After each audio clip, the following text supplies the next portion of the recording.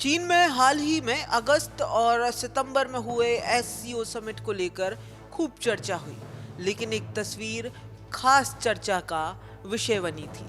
वो तस्वीर भारत के प्रधानमंत्री मोदी की थी, जो गलवान के संघर्ष के बाद पहली बार चीन की यात्रा पर थे। खैर, जिस तस्वीर की बात हम कर रहे हैं वो प्रधानमंत्री मोदी और रूसी राष्ट्रपति व्लादिमीर पुतिन की थी। वही तस्वीर जिसमें सारी औपचारिकताओं को पीछे छोड़ मोदी और पुतिन आपस में मिल रहे थे। इस मुलाकात में चर्चा क्या हुई, इसकी जानकारी तो सिवाय मोदी या फिर पुतिन के किसी को नहीं है, लेकिन बात क्या हुई इसे लेकर कई अलग अलग थ्योरियां आती रही हैं। लेकिन अब एक नई थ्योरी सोशल मीडिया में कई दिनों से छाई हुई है। वायरल दावे में कहा गया कि दरअसल पुतिन और मोदी यूं साथ अमेरिकी खुफिया एजेंसी CIA के कारण आए थे। अलग अलग हैंडल्स पर इसे लेकर कई दावे हुए। दावा ये कि चीन में मोदी या पुतिन या फिर दोनों के खिलाफ बड़ी साजिश रची गई थी, लेकिन वो साजिश नाकाम कर दी गई। इन दावों को पूर्व प्रधानमंत्री राजीव गांधी और ताशकंद में भारत के दूसरे प्रधानमंत्री लाल बहादुर शास्त्री की संदेहास्पद मौत से भी जोड़ा गया।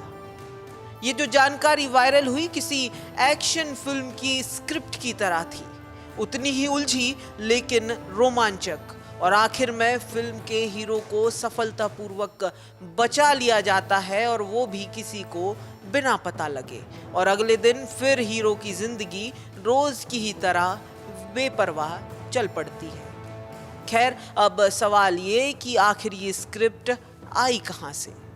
दरअसल RSS की पत्रिका द ऑर्गेनाइजर में 24 अक्टूबर को एक लेख छपा था। इस लेख में भी वायरल दावों जैसी ही दावे किए गए थे।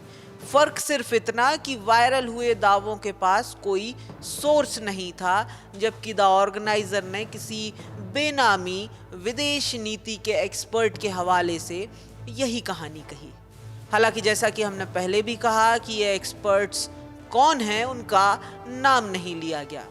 द ऑर्गेनाइजर ने अपने आर्टिकल में कहा कि 31 अगस्त को बांग्लादेश के ढाका में एक होटल के कमरे में अमेरिकी स्पेशल फोर्स के अधिकारी टेरेंस ऑवेल जैक्सन की रहस्यमय मौत का प्रकरण दक्षिण एशिया में विशेष रूप से भारत की पीठ के पीछे अमेरिकी खुफिया कार्रवाइयों के बारे में संदेह को और बढ़ाता है।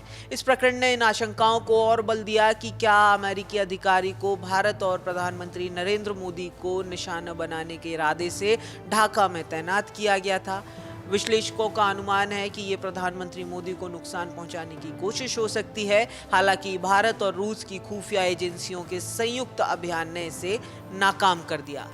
द ऑर्गेनाइजर ने आगे लिखा, टेरेंस ऑवेल जैक्सन 31 अगस्त को ढाका स्थित अपने होटल के कमरे में संदिग्ध अवस्था में मृत पाए गए थे। सतही तौर पर रिपोर्टों से पता चलता है कि उन्हें बांग्लादेश में सेंट मार्टिन द्वीप पर बांग्लादेशी सेना को प्रशिक्षित करने के लिए तैनात किया गया था। जिस दिन अमेरिकी अधिकारी टेरेंस ऑवेल की संदेहास्पद परिस्थितियों में बॉडी मिली, उस दिन प्रधानमंत्री मोदी शंघाई सहयोग संगठन यानी SCO शिखर सम्मेलन में भाग लेने के लिए चीन के तियानजिन में थे। शिखर सम्मेलन के बाद प्रधानमंत्री मोदी और रूसी राष्ट्रपति व्लादिमीर पुतिन ने कार के अंदर गहन बातचीत की। आगे लिखता है, ऑर्गेनाइजर की विशेषज्ञों का मानना है कि पूरी संभावना यह है कि प्रधानमंत्री मोदी और राष्ट्रपति पुतिन ने कार के अंदर 45 मिनट तक चली अपनी अनियोजित बातचीत के दौरान इस बेहद हाई प्रोफाइल और गहन एजेंडे पर चर्चा की होगी।